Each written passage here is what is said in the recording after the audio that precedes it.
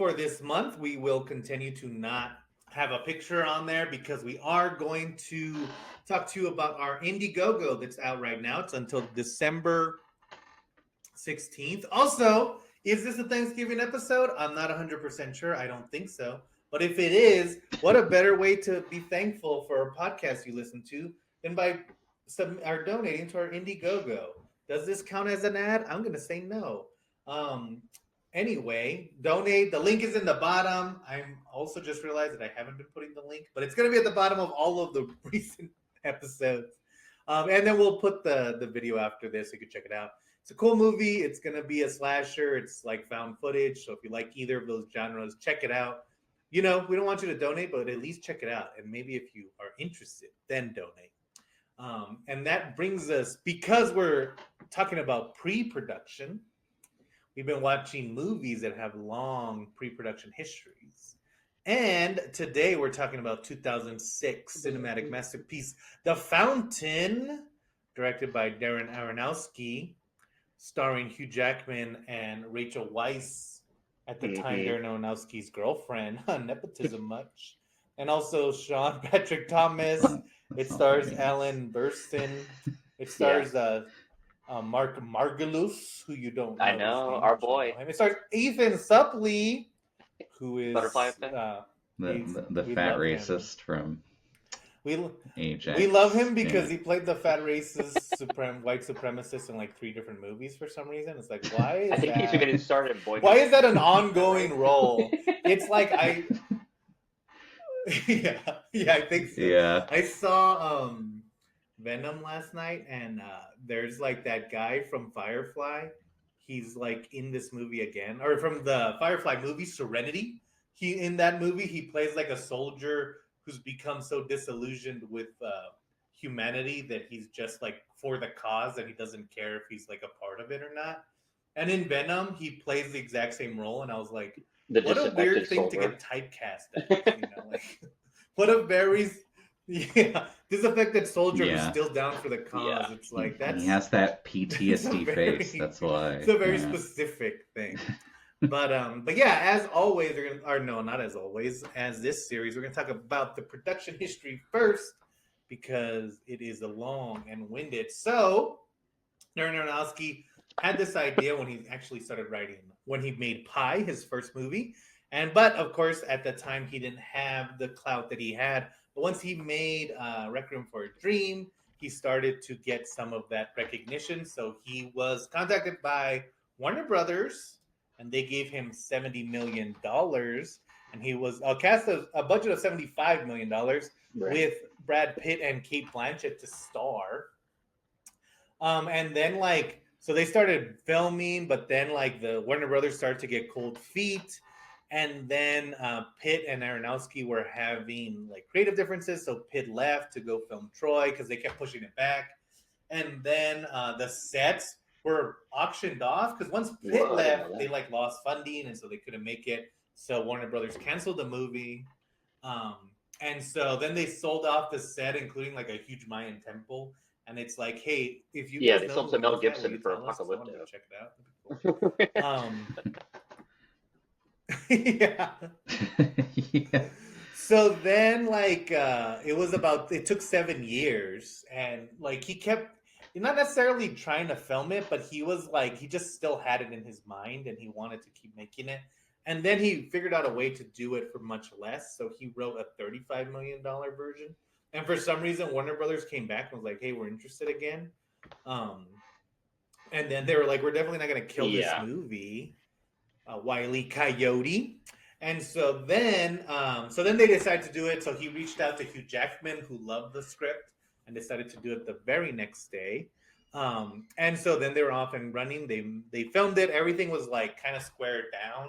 They had to there was a huge action set where the conquistadors were going to fight the Mayans. And I just realized, since we haven't explained the plot, this is very weird because you've seen the poster.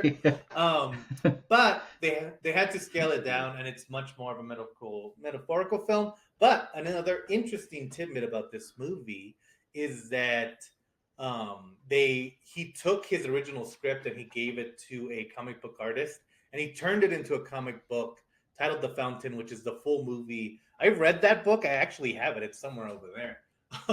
But it's very hard to tell the difference. I think because the nature of comic books, like a big battle scene and a small battle scene, kind of harder look to the same translate in a way that like it doesn't in film. So it's not really meaningful. Yeah. So I think so. I didn't really see a difference, but I also don't know if big battle scenes would have really made this movie better. I don't really like. There's so little it would have mattered because of what.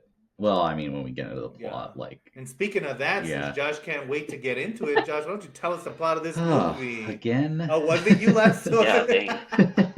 That's what you get for talking. No talking on this podcast. Okay, so the plot is essentially it's 3 timelines running in parallel. It's always Hugh Jackman. At first as a conquistador in New Spain, searching for the Tree of Life, then as a doctor in the present day, searching for a cure for like brain tumors, and then in the far future, in a bubble-like spacecraft headed towards a dying star, where he's in all 3 he's trying to save Rachel Weisz, who is the love of his life. Right. See, I guess that sounds even more confusing when I say it like that. I think again, much like the other 2 films, Megalopolis and The Man Who Killed Don Quixote, it's kind of like pointless to talk about the plot of this movie. Like it is in this movie, like, and there's like a literal way to take this film because Rachel Weisz is writing a book that's kind of a fantasy story about finding the keys to life, and the book is in a meta, commentary. It's similar to, it is the script or what's happening in the Conquistadors, and then she briefly mentions like we're going to end up at the star. So if you take it at a very literal sense, it is Hugh Jackman reading the book of his dying wife and kind of imagining himself and his wife in those roles. I think it's also the most boring interpretation of that film. But it is a way to do it, but it's not, because of the fact that the plot isn't as important as the themes of this movie to me. And so, we can discuss the literal plot, but I think it's also important to like let the audience know like it's not as important. So if you go into this being like, that's not what a hospital looks like, you're gonna be probably in for a bad time. Yeah, they wouldn't use gold lights in the operating room. It's like, no, it's what a kind of metaphor, museum guys, is this? so. Like it nothing does look great, looks but it doesn't look like it's supposed to look, but it looks great in the same room, which is also kind of cool. You should not like. It kind of makes sense, but it's like a lot of visual continuity. It does,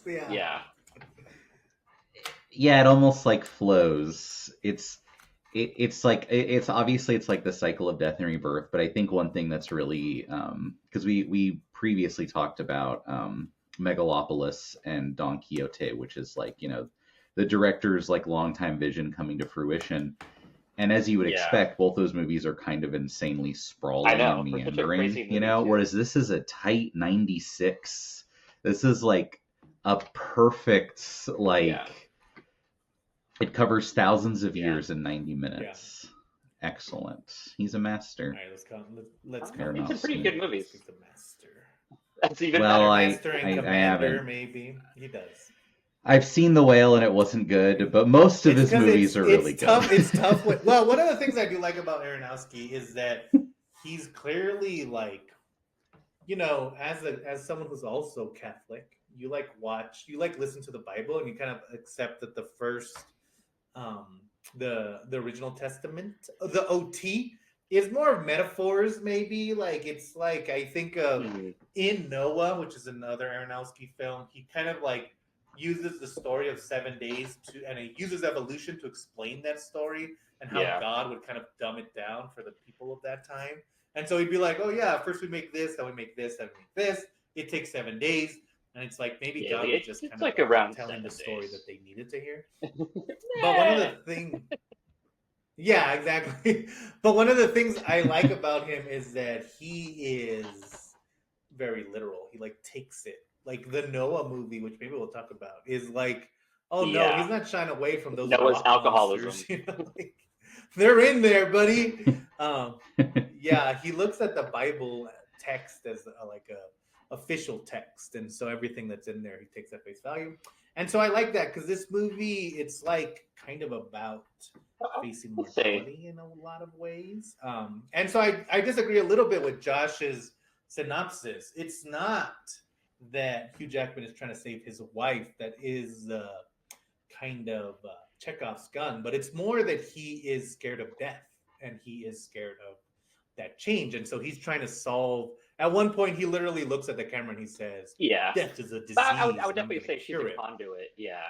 And so Yeah, but like she is his life. she and in well, all that's three. the thing. It's its biggest motivator. But I think, especially in the Rachel Weisz section, or in the modern section, you realize that, and we'll talk about it a little bit more. But you realize that Rachel Weisz is a little bit more enlightened than Hugh Jackman.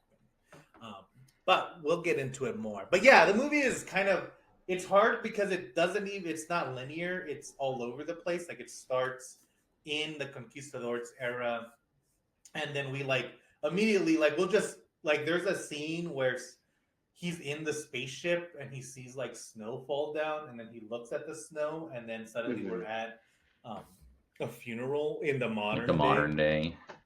And so it's very like it's that 2001 Apocalypse Now, everything is connected, which works for the script as well. Yeah, and it's all just like very like kind of like light flowing. It's like when he's in the spaceship, he's it like ascending into like a field of stars, and then in the hospital it's always the snow. He's like he sees himself ascending into the snow. Yeah, but this movie's beautiful. That one song and is the one. Can we talk about the soundtrack? Incredible. Every single trailer for such a long time.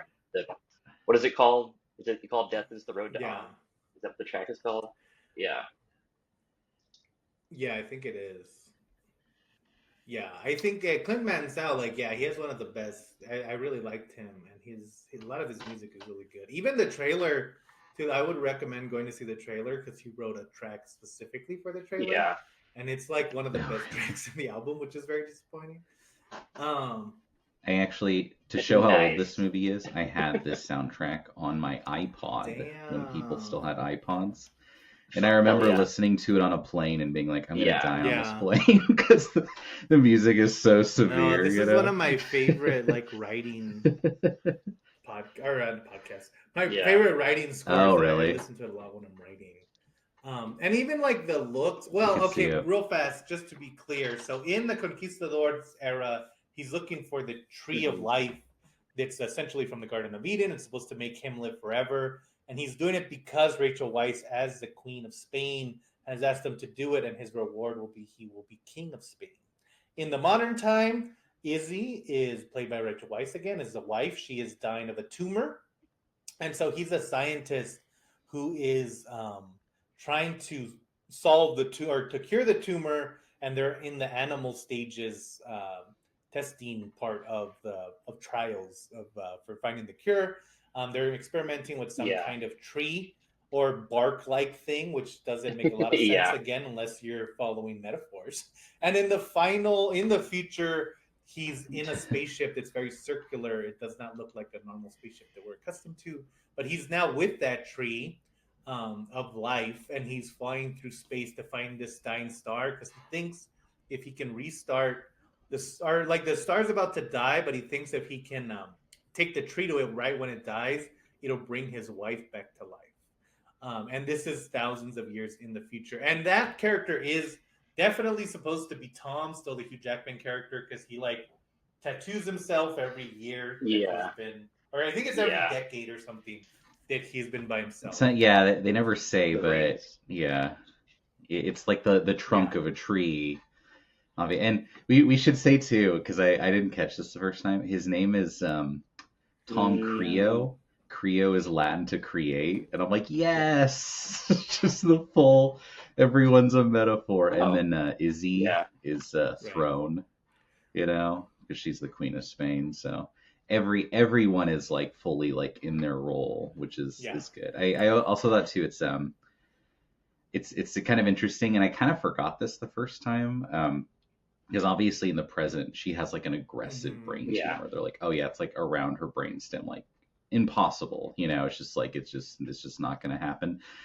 To represent that in the conquistador time, the malignant like evil threat is this like insane sadist Grand Inquisitor who like wants to take over Spain, and he's so evil. Like he's whipping it. They're like, "Sir, we've conquered this region," and he paints it in blood to show that it's like conquered. And I'm like, "Yay!"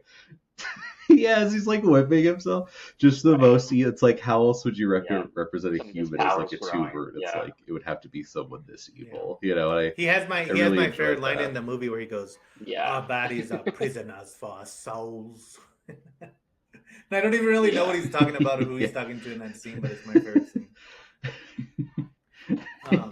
But yeah, I think it's interesting, especially like the way they film it, because in both the Conquistador era and the future, he's very contained. Like in the Conquistadors, he's very quickly trapped by the Mayans. And in space, he's obviously in a tiny spaceship just with a tree. But the way they film it, the only time you really feel claustrophobic, and William kind of mentioned it before, is when they're in the modern time, because every room seems very connected. It seems all the same. It seems very close. And it's clearly an intention of the filmmaker, and it kind of goes back to how good it looks. But like, I think that's very interesting, the way that it kind of, how close the middle section feels and how far, and like, but that's also the one where Tom is the most hopeless because, he's chasing after this thing. And so I think that's interesting, the way like the reality, if you want to look at it that way, of the film is him being trapped and in his fantasy, whether it's happening or not.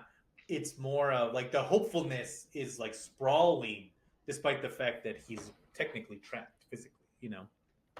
Like he can't, and that's actually because like we talked, and if you see the poster, it's all gold light, but you'll see too that whenever he's kind of confronted with reality, it's like natural white light, walk in the snow, and he like kind of keeps rejecting that, like in like his office and like the hospital and stuff.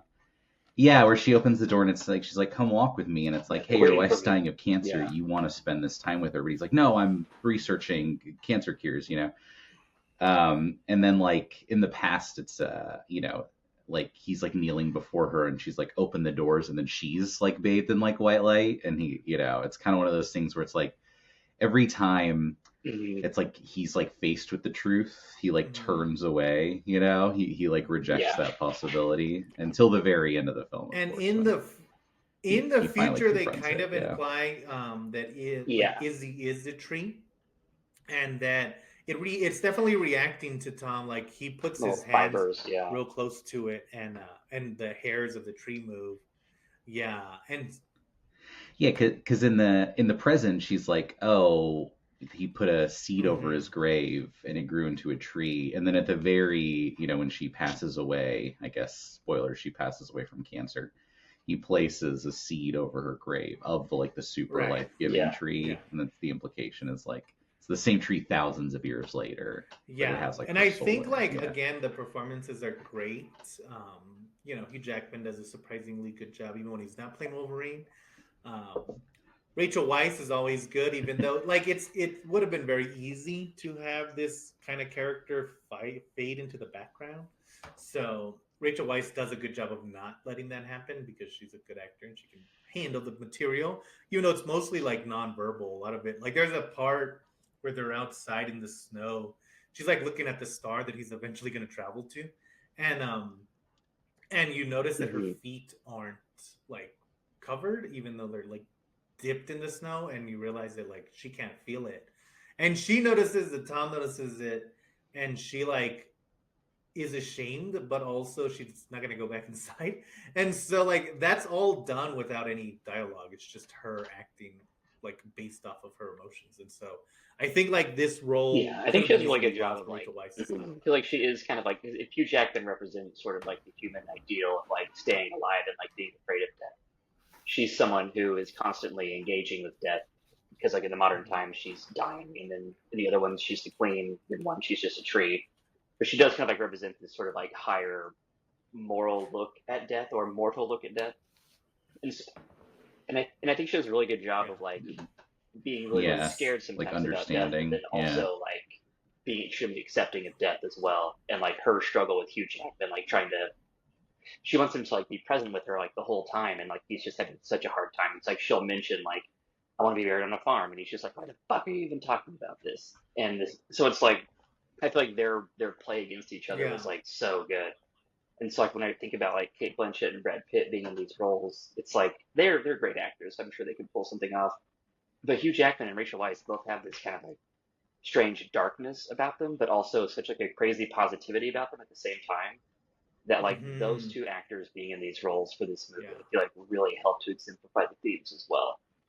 Like they both do such a good job of getting that complex idea of like I think it's death versus not dying, which is like the hardest thing for mortals to contemplate, and it's like they just do such a bang up job about bringing that to the movie. Right. I do think it's hard to like picture Brad Pitt as someone who loves his wife so much. You know, not even not even like tabloid wise, you know. But like he plays a lot of loners. Like I don't even think he's really played a family guy in like quite a while. Where Hugh Jackman does look, he has like Hugh Jackman has a dad face, and so you kind of like even when he's being stern, you're kind of like you can believe that he's gonna travel thousands of years to save his wife. Where like it's almost they did. I don't think it even works. Oh, they were in a movie where they were in love with each other. Benjamin Button, which is a very similar movie. And I don't care for that film, but we don't have to get into it. I do think Kate Blanchett also too. It's like she almost seems too otherworldly to be as like kind of grounded and human as this role would require. In my like kind of ethereal. Well, in a and sense, one thing is William kind of brushed on this, but now that it's out of the bag, we should talk about it. So I think that's why I have this. So I kind of push back on the idea that Tom is doing this for his wife, because as we see the movie, like that constantly plays an ongoing like a recurring motif in the film is Izzy is constantly telling Tom, hey, you need to enjoy what we have, even if like what we have is kind of shitty and sad. And like, but multiple times this happens to him, not just in the past, but in the future and in the present, of course. Like, there's a part where she goes to the museum and he's like, check out this cool what are you doing book here? You know, like you can't be here. And she's like, what's the point if like what's the point of living if I'm just gonna be trapped in a room, not able to move? And like in the past, there's this scene where he gets stabbed, but he like can't stop, and like he never like stops to think about the fact that he's like the positivity that he sees in his life. Like there's a scene where they're like experimenting on monkeys and they're trying to solve that same tumor. So all the monkeys have the same tumor, and there's a point where they like give him a medicine, and the monkey becomes like starts acting like he was younger. Like his brain cognitives are doing better. His healing like within a day, like a huge surgery scar. He's getting hair growth, and that's like the biggest breakthrough of all time. But like it does not stop the tumor, and so Tom does not give a shit about it.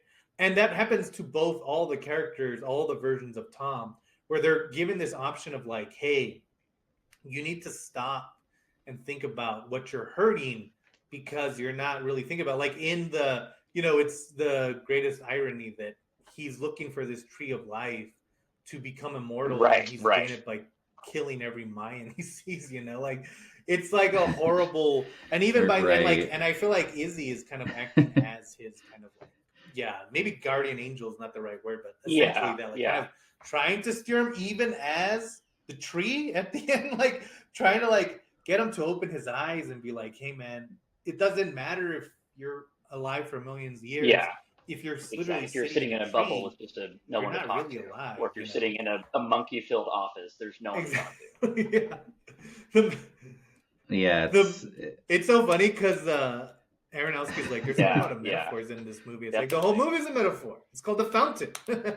It's like it's one metaphor repeated because there's even Yeah. and then it's just like kind of everything reinforces. I think that's why it's such a tight, like it always like cycles back. Is at the very beginning after the first surgery on the monkey, he misplaces his wedding ring and Right. just can't find it, you know? And then so finally, like, and it just never comes back. And then when she passes away, you know, he realizes he still never found Yeah. it. So he, like, in fury, like, stabs one into his arm with ink and The quill. arm tree And drum. that's his first ring of like the what would eventually become Right. like the rings on his arm, like marking his life. But it's also the ink and quill she gave him to finish the final Yeah. chapter of the book because she's like, hey, I don't think I'm going to be able to get there, but you know how it ends. And then you cut to like thousands of years in the future. He still hasn't like finished it, but he's become obsessed with it. So it's like he can't Mhm. tell the difference between like past, present. Is he the conquistador? Was it just a book? It's all the same to him, you know. And it's just like I kind of love that, like, yeah, his obsession with this Right. quest And he seems has so just amazing. completely like It's destroyed such his an like amazing thousands Yeah, of and I years think life, that, you know. and I think that's like maybe that's why this because this we didn't mention this, but this movie, yeah, it's like perfect for the podcast because it was also not only was it like pretty critically Yeah. panned, but it was also a huge bomb. But I think like I Yeah. wonder if the reason that like a lot of people didn't like it is because A, it is not very like Mhm. it doesn't make sense if you think about it in like a real way. But also because it is such a hard like essentially this movie, the theme of this movie is that like the Right. one of the purposes Like of death is life fine. is death. Like you have it has to end. And Yeah. people, especially Right. Maybe Americans, now. do Maybe they're a not little want bit to more talk about existential after the that. pandemic, but like in And 06, hell no. I know. Yeah. After the death of America, yeah. Not enough of Um, us. Yeah. but but I'm there. I'm fucking I there. think like that's why, and as like that's why I kind of relate this movie to being so, even though it's heavily critical of It's the a very church, religious like movie. it Even like seems the very images and like Catholic the way that because they show everything, it feels like yeah, that's inspirational, like from Izzy's mhm. eyes in a way. The way that religious things do. Yeah. Well, yeah, even Aronofsky said that he kind of tried to make sure the camera only moved up and down and side to side because he wanted it to look like a cross whenever it was moving, which is I an can tell that insane thing to actually. No, try to do. Yeah, yeah. like Um, all the like. I yeah, didn't even, but but it it does. Yeah, fully I mean, it, works. and I think that It's helps make it feel like the fact of how much the camera or how not how much it moves, but Yeah, how kind of like authoritative it moves. It makes it feel sure. epic, even Yeah, though and I it think has that the no religious budget part also makes it whatsoever. kind You of feel know. like a parable as well, and like the way that everything is like so visually. There's like yeah, so and much it's visual continuity throughout the Mhm. whole thing. It does feel like a story that you Yeah. might hear in church, although it'd be like the most cool church to tell you this story. But it's like Right. it's interesting though. I know. Yeah. but if you like yeah like look at like a biblical thing, it could be that. I think one thing too that kind of like um and over is like not only is it, you know, obviously it looks really good and it was really cheaply looks good, but when he's traveling through space, the way they like depicted like nebulas and stuff because they didn't have a budget to like big Right, right. CGI was like, oh, they were gonna do like microscopic Right. photography of like the like cells and stuff like that, and it's like Looks like a okay because god. even like at that like Yeah, level, like a just like a tiny cell looks like a Yeah. you know nebula, and it's just like okay, so it's like totally. Yeah. even the photography and way you did it is Right. reinforcing the theme of the movie. You know, it's like the cosmos within all of us. I don't know. I just think it's like this movie works. Like the metaphor works on every level. Even the chapter of the book, the final chapter is chapter 12, which is the Oh, final. You yeah, know, totally. Yeah. Right. hour on a clock before it cycles back to the beginning. You know, it's just like Even the every hospital single doors. thing Oh, is like go kind for of it. Go like for it. reinforcing And I that. I just do love that like singular Like vision. You know, yeah. this might be No, kind of a no, go ahead. stretch, but the hospital doors that are like in Izzy's room, like the way that like they have like these like little fade out bars on them, like they're just like ways to like make sure that other people can't see into your room. But they also kind of look like the rings on his arm, like his tattoos, and it's like that's her final like take off room where she's gonna die. Yeah. Right. And I saw that and I was like, Aronofsky, man, even the mm, doors. I'm with it. See, God, no, he. Yeah, see, and I would say that it probably is intentional because again, Right. he's not going for traditional looks on hospitals or on surgery or on labs, even on spaceships. Like, even though they had to make it Yeah. either way, he didn't go for a traditional spaceship look, you know. And I think one of the things, another thing about this is that it's Thomas's misunderstanding. That's why like it works so well that Izzy's like, oh, put a put a seed I on want my to go here. grave because she's saying like it's not like yeah, eternal life Right. is the grass that grows out of you. You know, Yeah. it's the your body feeding back into the planet.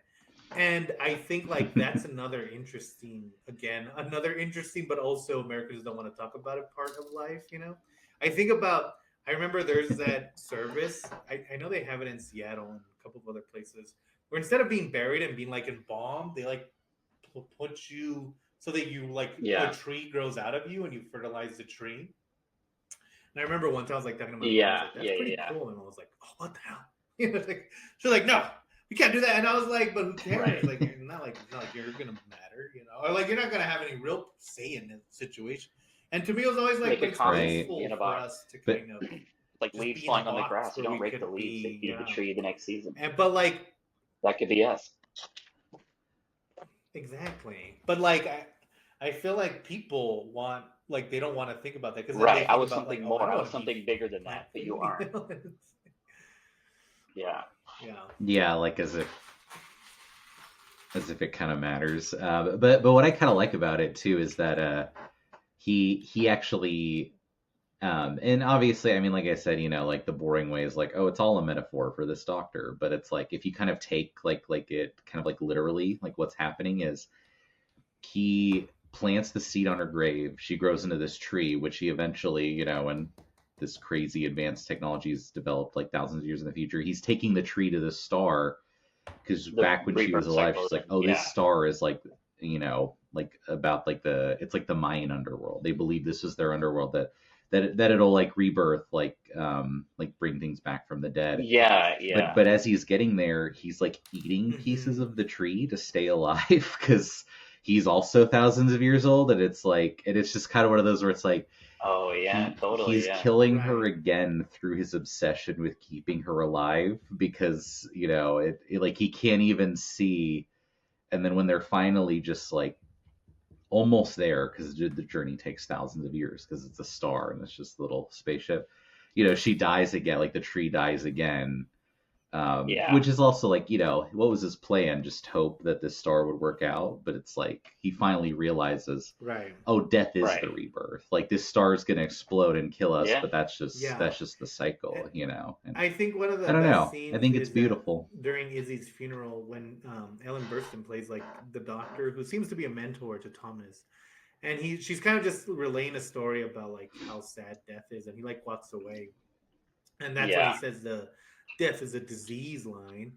And I think it's important because it shows Thomas like his wife is literally in the ground, like there's no more fight, but he still refuses to accept her death. And I think like that's Yeah. For essentially sure. his plot without saying it out loud, but like I think that that's such an important scene to explain what his thought process is at that time, and how like, and again, like we were saying, like it just keeps coming back this way that he's so obsessed with like keeping people alive Yeah. that he's letting others die. So it's that thing where it's like, yeah, man, you can't create without destroying, and you have to understand what you're trying to create and what you're trying Right. to And I feel like destroy before you can like get there.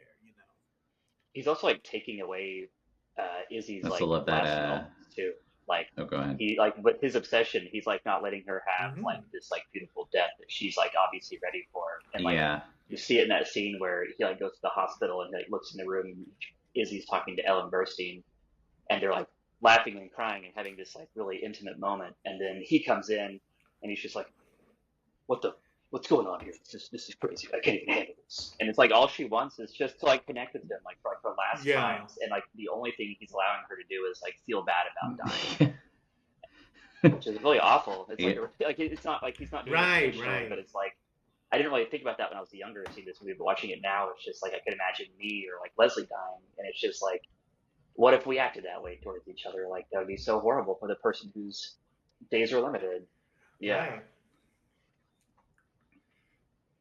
Right, the final Yeah. last moments. Yeah. Yeah. Well, that's why, like, in the future, he just keeps replaying all the moments he, like, rejected her in his mind. Because it's like, right. yeah, of course that's what he would fixate on, you know, every mistake he ever made. I don't know, it's really interesting. I also like, in the past, he is kind of a badass. Because at one point, his entire, like, expedition Yeah. is like, hey, we need to turn Yeah. back. This is crazy, and he just kills them all. Like he's like, no, we're going forward. she's And I really- do she's like the really idea that his forgiving. wife is like, I'm gonna write my husband She as sees the good in the world. badass for this scene. And I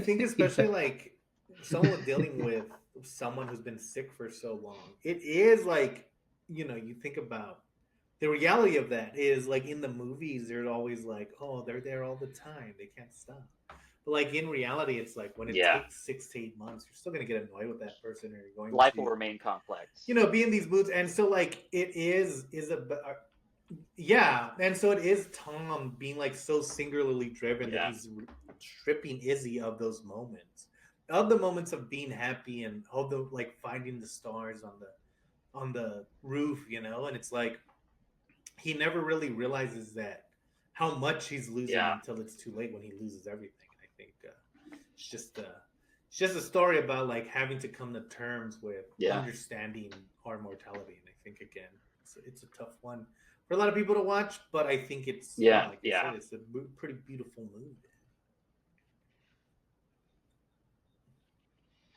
Definitely the best of this series we've done of failed director finally got their vision, and then it was also the shortest Megalopolis man done. Yeah, shortest production, shortest film, 8 years, best the other film, 29 and like $1 million. Keep movies under 2 hours. Yeah, but it's a good one. I would check it out. I would. Yeah, I think it's these. One of the reasons we want to kind of talk about these movies is that like if you're a filmmaker right now and it's year 5, like The Empty Space took 5 years to make. The last ones took like 3 years to make. Borderland took like 3 weeks to make, but it was kind of a fluke. But you know, I think like if you really, and that's why I try to tell filmmakers, like when they ask like, oh, how do you know when you should make it into a feature? It's like when you have to make it into a feature, when it's gonna take you, when you're okay with living with a movie for 29 years or for 8 years, you know, and losing Brad Pitt to try to and continuing to go. And I think it's funny because all of these movies in one way or another kind of show the determination of the filmmaker, and you can tell like from Terry Gilliam just trying to get it done regardless of what it's actually about at the end, to Aronofsky, who was willing to change the entire script, but he was unwilling to change the themes. It's interesting to see how all of the directors dealt with this. But I think it's important to note that like filmmaking's hard, filmmaking takes a long time, even if your name is Coppola. So if you are in the middle of making a movie and you feel like you're lost, just remember it's gonna take it's a death is the road to Ah. Journey down it. Yeah, then you die. Yeah. That's what I take away from this. But yeah, we all die thank you guys. eventually. That was always fun. Just roll with next it. week on the Bomb Squad. We'll probably do something a little bit less heavy, to be honest. We're doing Rounders. Finally, the Rounders episode you've all been clamoring for. Deadpool. We'll see you guys next week. Check out The Fountain. Check out the other ones. I think they're all important to watch. But yeah. See you guys. Such wait, a did you speedy say any last words? I know. It's because I started talking and then nobody else was talking, so it's like. No, but I was like, hey, this is like kind of a perfect theme for all these movies because they really are like 3 movies that ended up very different despite kind of the same struggle. So it's kind of cool. It's really worked out. I'm glad you didn't do my joke suggestion of the Boondock Saints. Did that one take a I while? did not want to actually watch that movie. So. Oh yeah. Didn't he like struggled to get it made, Yeah. and then it was a Because of flop, you, and then you make it hard. when you're well, Coppola was also the difficult one for a lot of his stuff. So Oh yeah. Yeah, my dog's Yeah. kind of going crazy. Yeah, I feel like this movie. sorry, my cat's going Yeah. crazy over here. I remember like He's watching trying this to when it eat first this. came out, and I kind of like mostly understood it, We've got but I pets. didn't really know. I didn't really understand the depth of like the themes that were going on because I was like really young, like early 20s.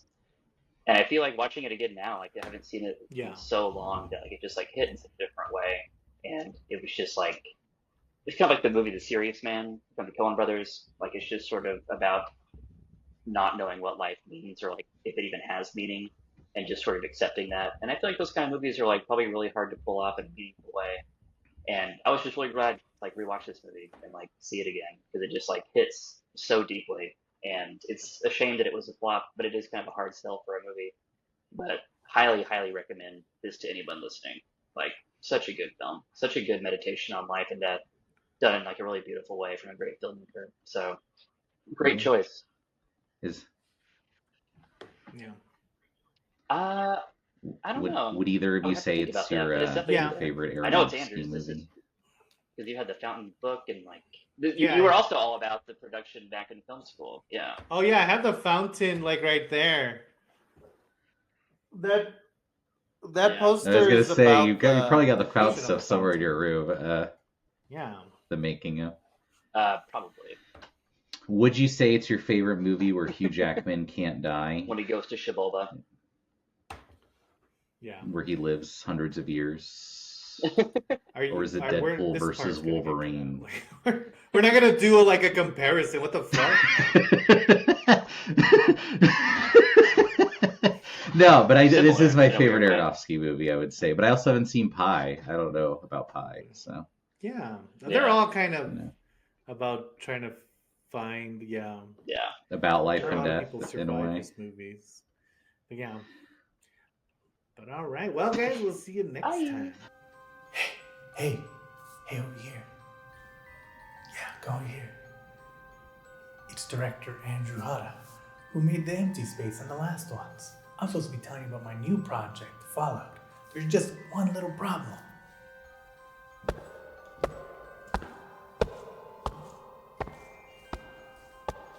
As you can see, I'm in a little bit of a pickle. But don't worry, with your help, we can figure it all out. So come on, let's go.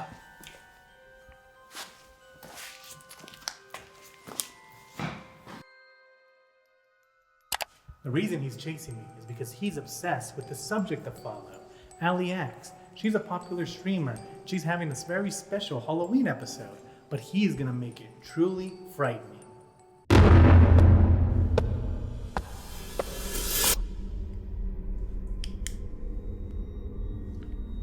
As the killer makes his way into the house, it's gonna be a fight to the death between Ali and her stalker, and there can only be one survivor.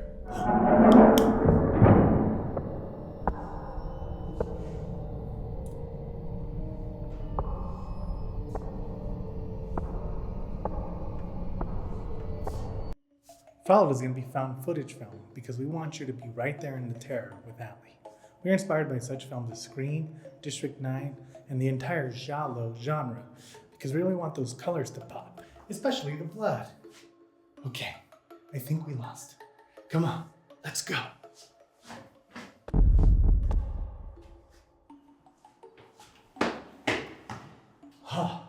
That was close. So if you haven't figured it out by now, Fallout is going to be my first slasher film. But while we do want to give you a fun, cool slasher film, Fallout wants to talk about a little bit more about parasocial relationships and about internet culture and about how the person on the other side of the screen might not be who you think they are. But to make this movie, we're going to need your help. Because this is a more ambitious project, I've started this Indiegogo so we can make Fallout the best it can be. I'm assembling an amazing team to make this movie, including working with iShape Productions, who did the super cool Rorschach vs. V short film. Your donations will be going to the effects, paying the cast and the crew, and of course, all the blood. In addition to that, if you support the film, you can get a number of perks, from your name in the credit, a poster, exclusive screenings, and much more. With your help, I know we can make Followed a unique and special type of slasher, unlike one anyone has ever seen. And the best part of it is, we'll be able to stop that killer once and for all. Yeah, it'll be cool. So donate today, before it's too late.